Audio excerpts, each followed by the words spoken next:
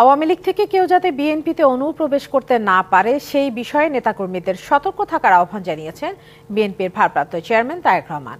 বিকেলে রাজধানীর খিলক্ষেত থানা বিএনপির কর্মী সভা ও রাষ্ট্র মেরামত ৩১ দফা নিয়ে কর্মশালায় লন্ডন থেকে ভার্চুয়ালি যুক্ত হয়ে নেতাকর্মীদের হুঁশিয়ার করেন তিনি।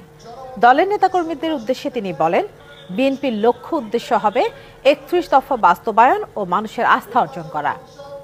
দলের ভাবমূর্তি নষ্ট হয় এমন কাজ করলে কঠোর ব্যবস্থা নেওয়ার হুঁশিয়ারি দেন তিনি।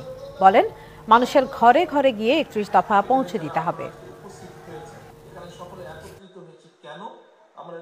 আমাদের লক্ষ্য এবং উদ্দেশ্য হবে ৩১ দফাকে বাস্তবায়নের পাশাপাশি মানুষের সমর্থনে আমরা ৩১ দফাকে বাস্তবায়ন করতে পারলে আমাদের একই সাথে লক্ষ্য এবং উদ্দেশ্য হবে মানুষের আস্থা অর্জন, মানুষের বিশ্বাস অর্জন, মানুষের ভালোবাসা অর্জন।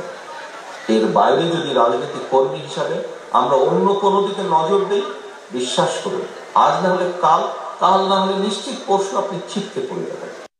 বছর শেষের খুশি নগদে হবে বেশি। নগদ পেমেন্টে নির্দিষ্ট ক্যাটাগরির কেনাকাটায় ৩০০ টাকা পর্যন্ত ক্যাশব্যাক।